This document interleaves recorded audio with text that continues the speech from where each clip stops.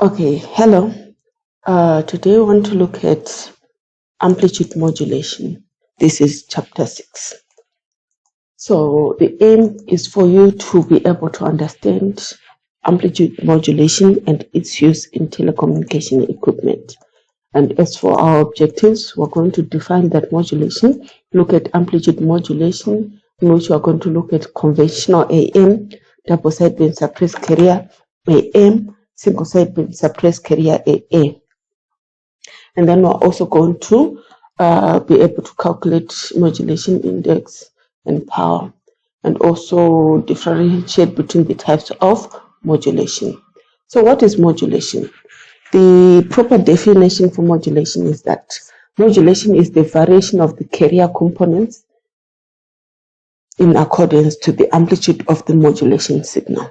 So the carrier components that we can vary the amplitude, frequency, phase, angle. So when we're varying the amplitude, it's called the amplitude modulation. When we're varying frequency, it's called frequency modulation. As far as our syllabus is concerned, we're supposed to cover amplitude modulation and frequency modulation. But there are other types of modulation, like phase shifting modulation, which we are not going to cover now, but you'll cover it later on in transmission modules. So this is a rather heavy definition for us to begin with. So I'm going to first of all simplify it with an example. So modulation. What is modulation? I want to transmit my voice signal from point A to point B, from Harare to Norton. I want to transmit my signal from Harare to Norton. So I cannot shout because my voice cannot travel that far. So what I need is a high frequency signal to transmit my voice. So that high frequency signal is what we call the carrier. The high frequency signal is the carrier.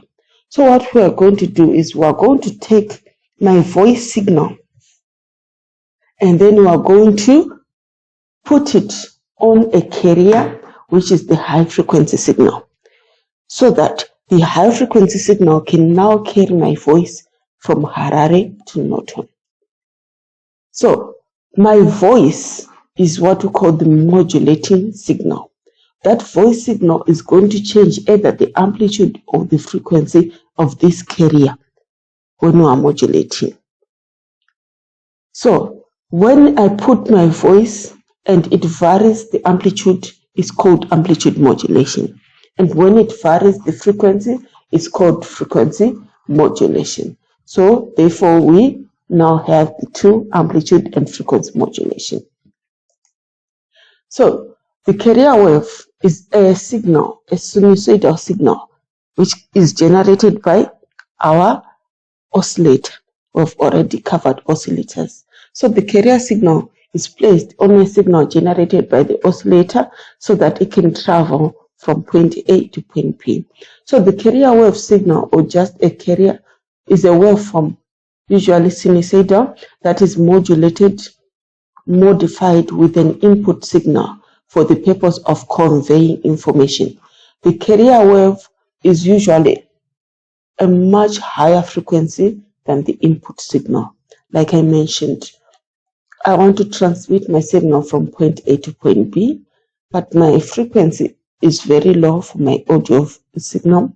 So therefore, I need this carrier to carry my signal, which is a high frequency signal. The carrier is a high frequency signal. So the modulation signal is the information to be transmitted. It's my voice signal that I want to transmit. Whether there is a message in my voice or whatever, I just want to transmit my voice from point A to point B. Maybe I'm talking to somebody using a radio.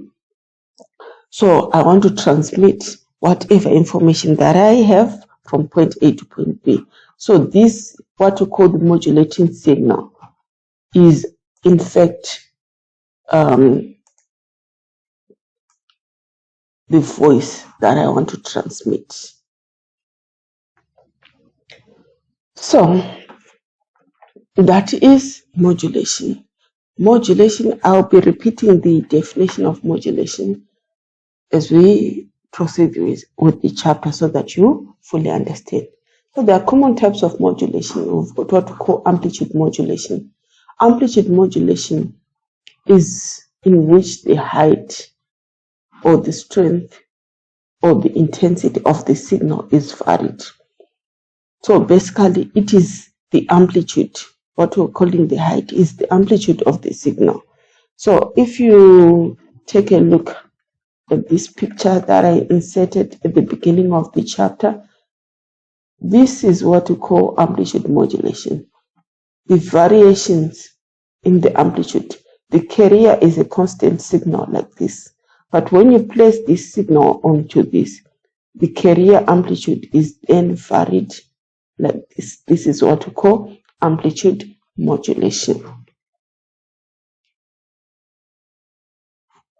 So amplitude modulation AM is in which the amplitude is varied in accordance to the amplitude of the carrier is varied in accordance to the modulating signal.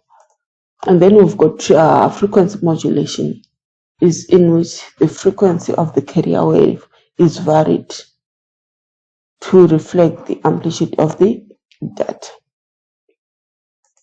And then we've got phase modulation. We are varying the phase. It is similar to frequency. Whenever we change the frequency of a signal, we also change the phase. And then we've got polarization modulation. This type of modulation, you are going to cover them in depth when you are looking at your module on transmission. But for now, they are just there to show you that there are so many types of modulation and they differ. Also, PCM, pulse code modulation, is also another form of modulation that you will look at when you do your transmission module. So, what are the reasons for modulation? Why do we need to modulate in the first place? Why do we need to modulate our signal? So the first reason is long-range transmission. I've already explained this when I was saying that I want to transmit my signal from Harare to Norton. So because of the long distance, it is difficult for me to shout because of my low frequency signal. So to transmit an audio signal over a longer distance, it is necessary to modulate. So we're simply saying that modulation, we're going to convert my audio signal, which is has got low frequency, to a higher frequency signal. When frequency is increased, energy is increased, as long-range transmission is possible. So the first one is long-distance transmission. We then use modulation. The second reason is practical antenna size. Practical antenna size. Okay, an antenna is an area. An antenna is an area. So in order for us to transmit between point A and point B, we need an area, which is what we call an antenna. So the size of the area is determined by the frequency of the signal. The size of the area is determined by the frequency of the signal. So you're saying that for a wireless communication, the size of the receiving and transmitting antenna depends on the frequency of the signal to be transmitted. So, frequency of the signal, let's say we've got the frequency of the signal, which is 1000 Hertz. That's within the audio frequency range, which is from 0.3 to 3.4 kilohertz. For the frequency radiation, lambda, which is the wavelength, lambda is equal to C over F. where c is the speed of light. Okay, let me do this. Lambda is equal to c over f, where c is 3 times 10 to the power 8. This is the speed of light. And then we've got the frequency. This is an example. So for this example, we're given the frequency of 1000 hertz. So if we calculate the wavelength of that signal, will be 300 kilometers. 300 kilometers. So we're just calculating the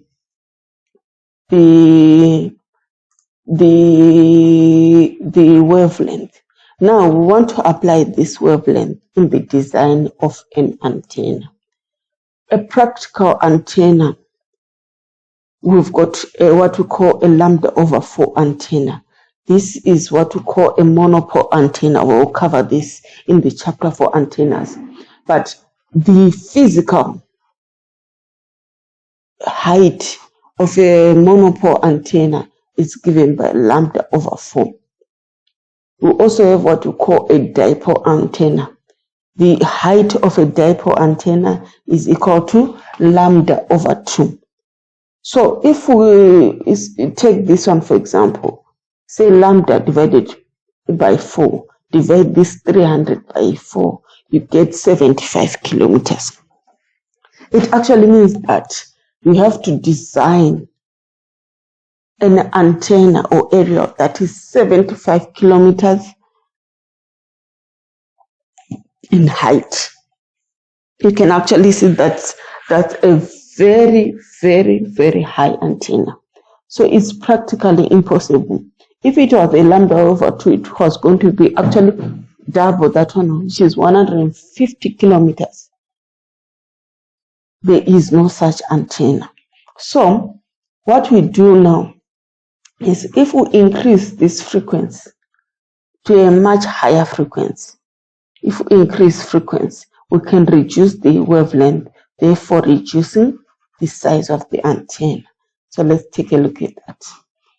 So after modulation, let's say we've modulated that we have 200 megahertz. Our lambda becomes 3 meters, and our lambda over 4 becomes 3 over 4 meters, which is 0.75. It's 75 centimeters. That's actually a better size compared to the 75 kilometers. We now have 75 centimeters. So a question might come, explain the reason for modulation in terms of antenna size. You have to use such examples. Moving on to the next reason is a reduction in noise and interference. The noise effect cannot be completely eliminated, but with the help of several modulation schemes, the noise and interference effect can be minimized. So what we're simply saying here, yes, our signal can be subjected to noise, but with some modulation techniques, it is easy for us to remove the noise interference, creating a more clean signal. So this is the part of noise. As we transmit our signal from point A to point B, there is bound to be noise onto that signal. So in order for us to remove, to be able to remove that noise, we should be able to use a modulation technique that can eliminate the noise at the receiving end. And then the other reason for modulation is the multiplexing. So what is multiplexing? Multiplexing is whereby we can combine several signals onto one communication channel. Combine several signals onto one communication channel. So you are seeing that broadcasting of audio baseband signal. Baseband signal, there are just several voice frequency signal or data signal directly without modulation will interfere with each other because of the structure of the all signals. For example, let's say we've got okay, let me do this. Okay, let's say we've got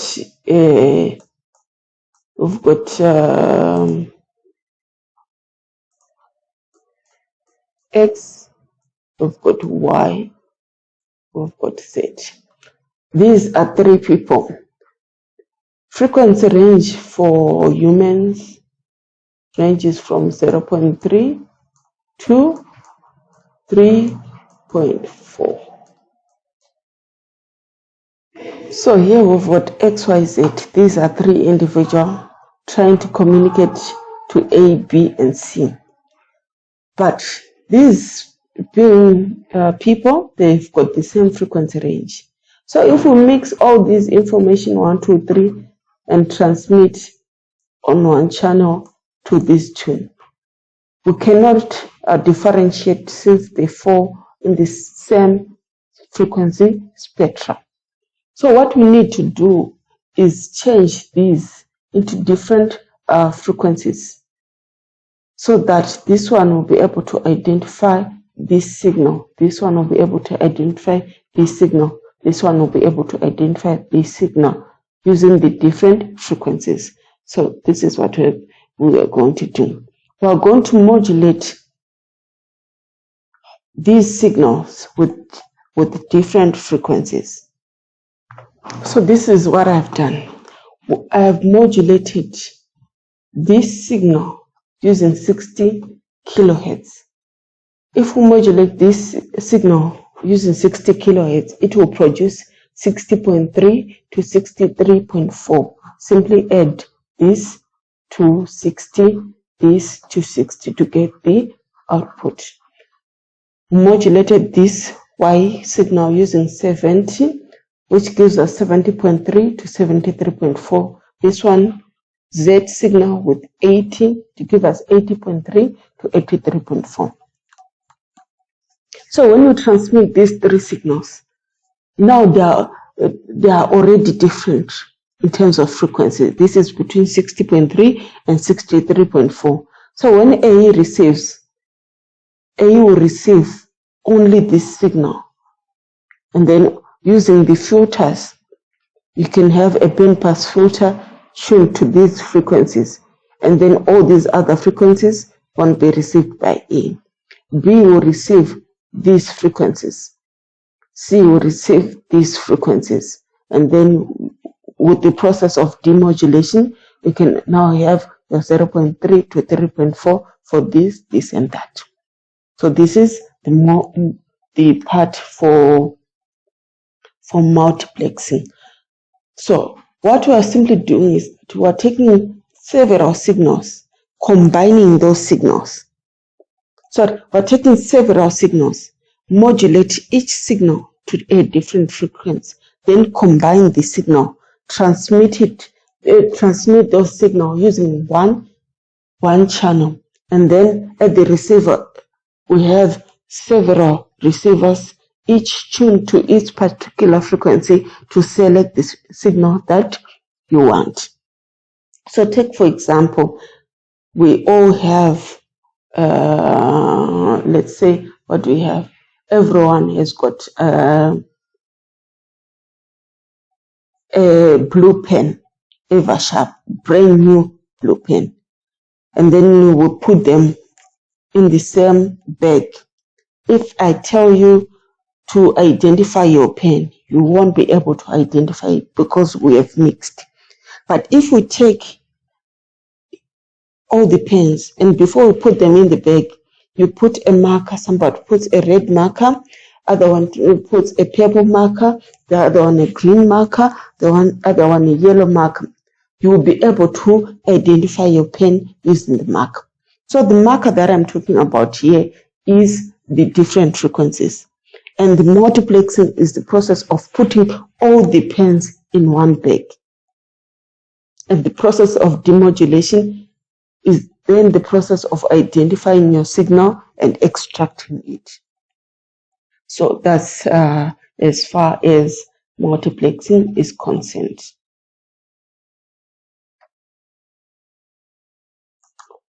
Multiplexing is the technique in which several signals are combined to a composite signal for transmission over a common channel.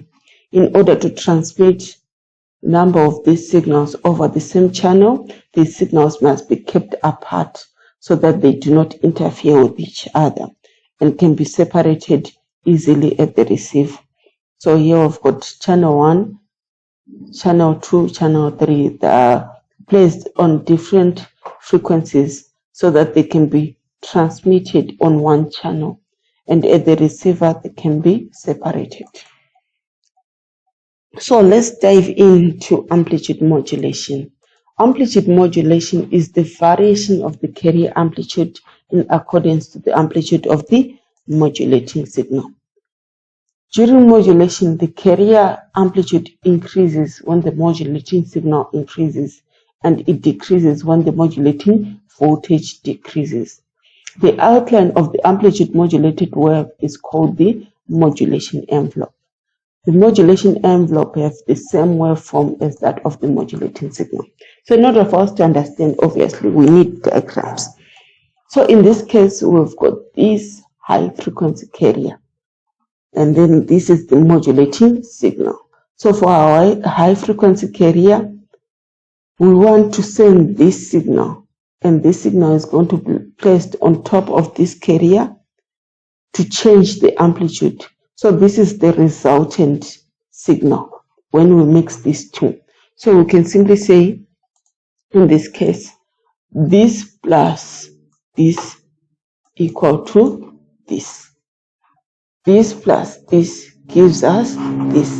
So maybe if you can actually see here, as our amplitude is increasing for the modulating signal, the amplitude of the modulated signal also increases.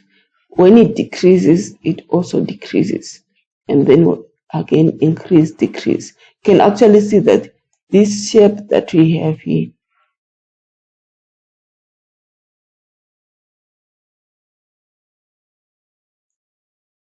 is the same as the shape of this modulating signal from your previous slide. And the shape that we have is what we call envelope. It's more like a mirror. The top part is mirrored at the bottom. So what I'm going to do is I'm going to illustrate how it is derived, this shape. So here I've drawn, this is our modulating signal, can be your audio signal. This is our carrier. In red, it's our carrier. So I've also put the amplitude here, 2 volts and minus 2 volts. This is the maximum amplitude. And then for our carrier, the amplitude is constant and it is alternating from 10 volts to minus 10 volts. So now I'm going to illustrate how this is our resultant waveform. So I'm just going to mark here at 10 volts and minus 10 volts. So we're simply saying that the carrier is the one that is changing. The carrier is the one that is changing. So taking from my carrier that I have, I want to alternate the carrier signal in accordance to the modulating signal, which is the definition for modulation. Sorry. Okay. So what happens is that as my signal is moving from 0 to plus minus 2, my carrier is also moving from 10 to 10 plus 2. So it actually means that it is going to alternate from 10 to 12. 10 plus 2 gives us 12. So as it alternates, it varies from 10 to 12. So here I've got my signal that I've drawn. It has changed from this point to that point. It has changed from 10 to 12 and back to 10. So as you can see, my amplitude is varied from 10 to 12, which is what we call amplitude modulation. And then from this point to that point, my signal is varying from 0 to -2. So for my modulated signal, it's going to vary from 10, and then you subtract 2 to give you 8.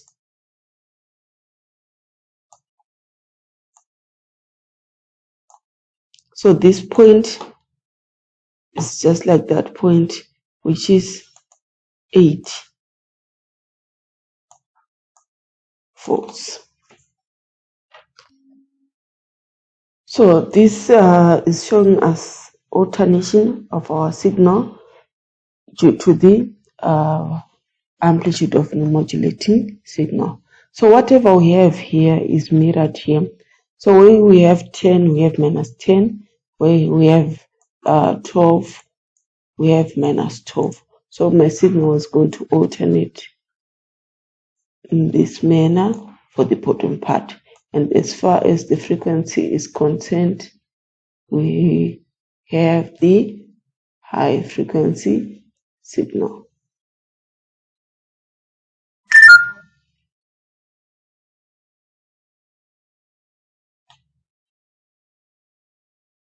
I'm trying by all means to illustrate. It is difficult to use a pointer to draw, but it's just for clarification. So as you can see, I've actually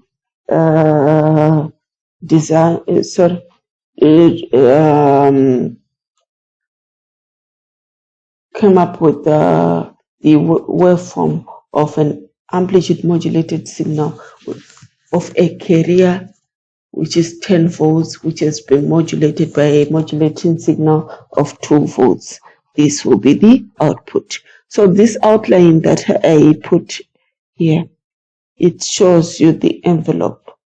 This line that is here. It's not actually physically there, but it is just there to show you the envelope, especially if you are doing this using your free hand. Whereas in actual fact, you have your signal just like this.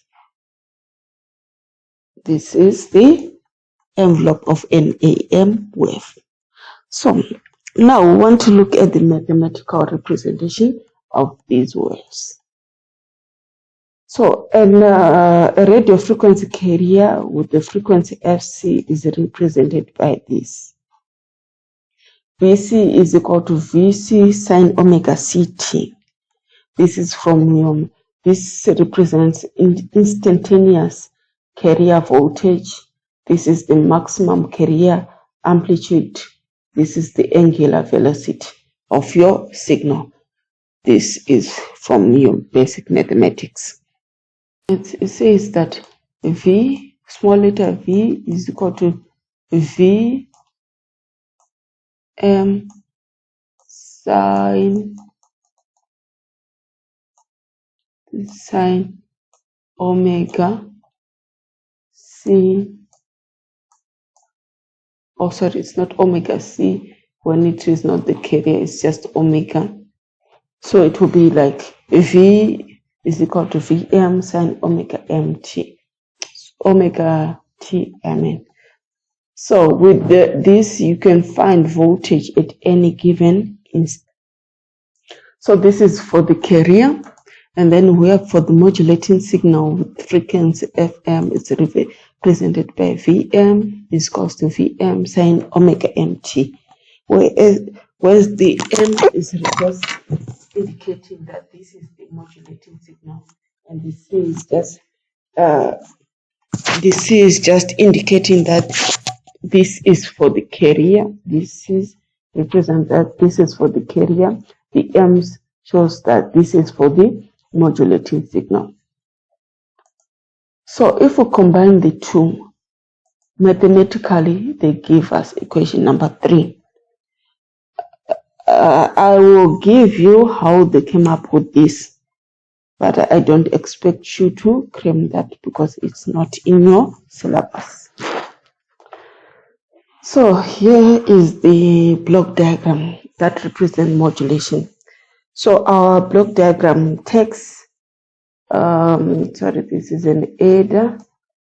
It's got an adder followed by a multiplier.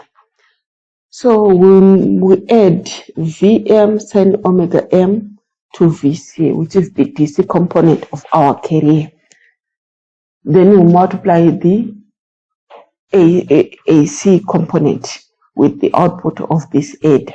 So if we add, you get Vc plus Vm sin omega m, which is this part. Then we take this part and then we multiply to get that part. So this is what we have on equation number 3, according to the block diagram that I have just shown you.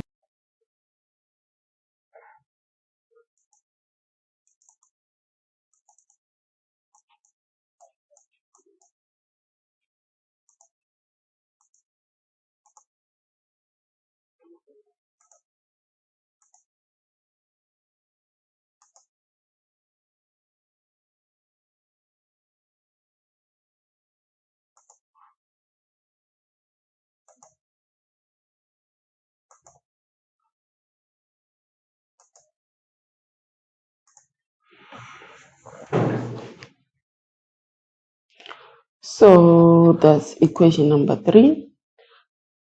We can actually see that the maximum amplitude occurs when sin omega m is equal to 1. When this part is equal to 1, it can only be equal to 1 when this is at 90 degrees, if you remember from your basic mathematics. So basically we're saying that when this component is 1, we get our maximum amplitude, which is Vc plus Vm. And we also get our minimum amplitude when this part is equal to minus 1. It becomes Vc minus Vm. So we want to apply this to derive our modulation factor. By the way, you are actually expected to be able to derive this part, which is modulation factor. Modulation factor M is given by Vc max, which is the modulated carrier, minus Vc minimum, over Vc max plus Vc minimum. We have already come up with the two maximum and minimum. So we say the maximum is Vc plus Vm, and the minimum is Vc minus Vm. So if you place this here and here, and then this minimum, you place it here and here, you come up with this formula. And then if you expand your bracket, you see that the Vc cancels, and here the Vm cancels to give you Vm over Vc. So these 1, 2, 3, and 4, you should be able to derive them. So modulation factor is important in terms of what we call phase reversal, or to understand what it is. We first of all have to understand phase reversal. I gave you an example earlier on when I was coming up with the waveforms, where we had 12, 10, and 2 volts, 2 volts modulating a 10 volts carrier. And then we got the maximum 12 volts and then 8 volts. Take, for example, if you now want to modulate a signal, a 10 volt signal with a 10 volts carrier. So this is what we will have. Let me just draw the output. So here we have got our carrier, which has been modulated by a signal of 10 volts. So 10 plus 10 gives us a maximum of 20. 10 minus 10 gives us a minimum of 0. So remember, this bottom part is just a mirror. So this will be the envelope of a signal that has been modulated by of a carrier that has been modulated by a modulating signal of 10 volts. The carrier is also 10 volts. We get this. So in case of whereby we have our carrier being less than Vm, Vc being less than Vm, this is what we get. So here I want to draw a carrier of 10 volts that has been modulated by a modulating signal, let's say of 15 volts. So 10 plus 15 gives us a maximum of what? 25. So we have 25. 25. So it will alternate from 0 to 25. And then what is 10 minus 15? We get minus 5. So the moment it crosses this line, we have a problem. So this is minus 5. So because it's an envelope, it's a mirrored envelope, we'll also get the same output. Here. So when we demodulate such signals, the output will be of this shape. This point, there is distortion at this point. This type of distortion is called phase reversal. So whenever we perform modulation of a signal, we should always make sure that M is less than Vm is less than Vc, so that we do not have what we call phase reversal. This is phase reversal. Also, the other important thing for you to note is that M is equal to Vm over Vc. This M is the depth of modulation. This depth of modulation. If M is greater than Vc, we end up having this. We have exceeded the depth. The maximum that we can get is this one, whereby Vm is equal to Vc. M will be equal to 1. Anything above that result in phase reversal. So the maximum value of modulation factor is 1, since this is the minimum value of the envelope of 0, which is this point whereby we have 0. If greater value of modulation factor is used, the envelope will experience distortion known as phase reversal, which is this. This is distortion. So we've got an example. This is an easy one. Draw a waveform. So you are supposed to draw a waveform of a carrier which has been sinusoidally amplitude modulated to a depth of 25%. M can be expressed as a percentage by just saying Vm over Vc, Vm over Vc times 100 to give you a percentage. So M is 25%, which is the same as M is equal to 0.25. If the amplitude of the unmodulated carrier, this is Vc, is equal to 100 volts, determine the modulating signal voltage. So you are given M, you are given Vc. Using your formula, M is equal to Vm over Vc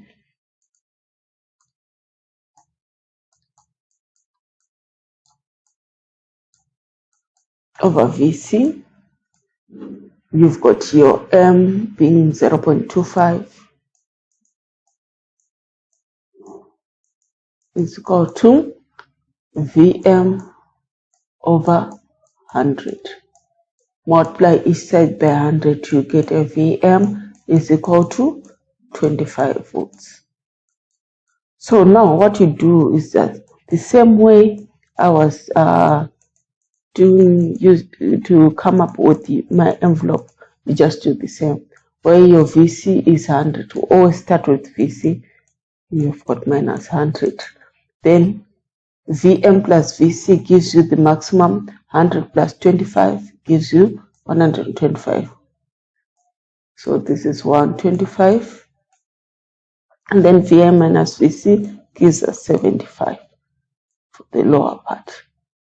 And then at the end of the day, you just finish your envelope and then you draw the high frequency component. Please have neat diagrams. I'm just doing this for illustration because this is the only way I can explain it. So this is minus 125. Also highlight this is 75. This is 75.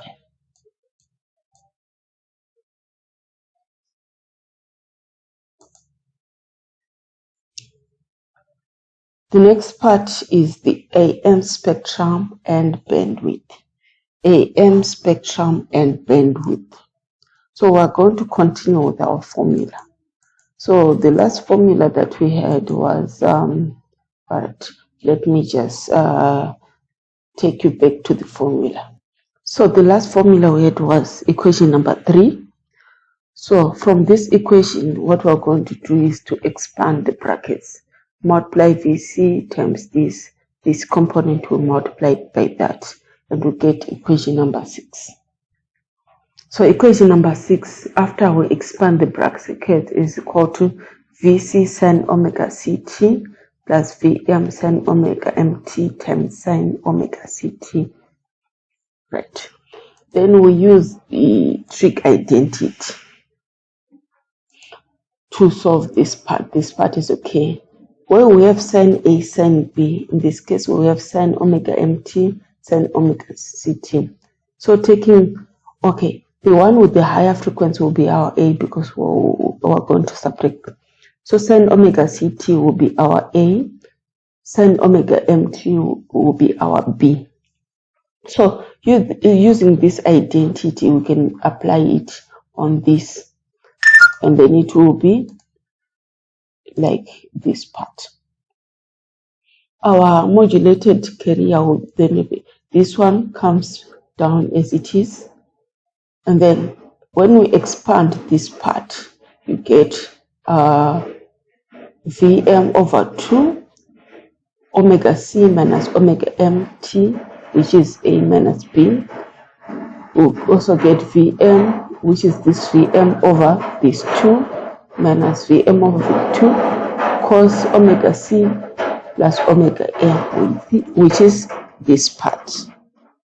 So what is omega? Omega is equal to 2 pi f.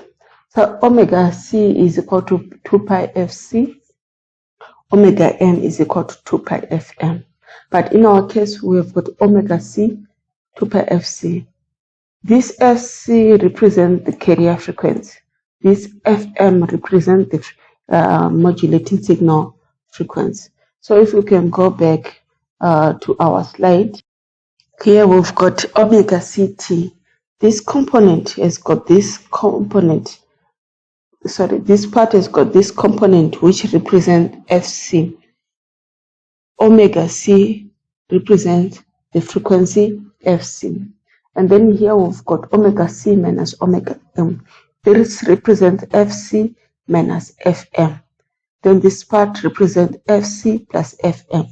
You can actually tell now from this output on equation number 8, we've got 3 frequency components. We've got fc, we've got fc minus fm, we've got fc plus fm. Those are the 3 components that are derived from 2 frequencies, which is fc and fm. We come up with 3. We've got fc, fc minus fm, and fc plus fm. It is also important to note that this part, this first part with fc, the amplitude is vc. This second part with the fc minus fm, the amplitude is vm over 2. This part also, fc plus fm, the amplitude is also equal vm over 2. If we take the modulus and forget about the negative side. So now, here it says that an AM carrier wave contains 3 frequency components, one modulated with a single frequency. The frequency of the first term is FC, the second term is FC minus FM, the last term is FC plus FM. So from all the mathematical representation, we came up with equation 8. Equation 8 shows us that we've got 3 components, FC, FC minus FM, and FC plus FM. The side frequencies are above and below the carrier. The carrier is the center. This FC minus FM is below the carrier.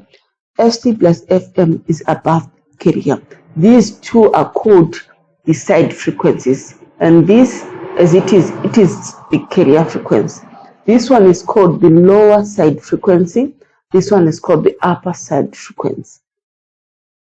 So in case of voice signal, whereby we've got frequencies ranging whereby our FM is 0.3 to 3.4, you have a lot of side frequencies, upper side frequencies and lower side frequencies. So the whole band will be called the lower side band and the upper side band. It is also important to note that the amplitude of the carrier is equal to VC. This component, like I showed you, the amplitude of that part was equal to VC. The amplitude of this component was equal to Vm over 2. This was also equal to Vm over 2. So for a complex modulating signal like speech, numerous frequency components are produced above and below the carrier SC. These are called the lower and upper side bands. So here we're shown, it is showing us the carrier. So the carrier is FC, and then the upper side band. In our case, we've got the upper side frequency, which is FC plus FM, and the lower side frequency FC minus FM. This is how it is represented graphically. Because of we want our modulation index to be less than 1. The carrier amplitude VC is always greater than Vm. And in actual fact, this is Vm over 2. This is Vm over 2. That's why we have shorter sticks here, whereby here we've got a greater amplitude showing the amplitude of the carrier. This is what and then the bandwidth is the distance from the lower to the upper. So normally is 2 times FM. So the bandwidth is 2 times the highest FM. In case you've got several band of frequencies, but if it is just one frequency, it's just 2 times FM.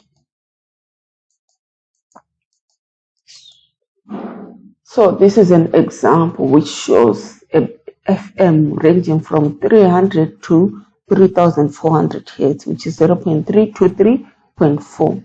And then the carrier is 4 megahertz. I want you to do this example and then send me your answers to my WhatsApp number. And then also to calculate the bandwidth. So for today, I'm going to end this slide on this part. So we'll continue with power contained in FM systems. Thank you.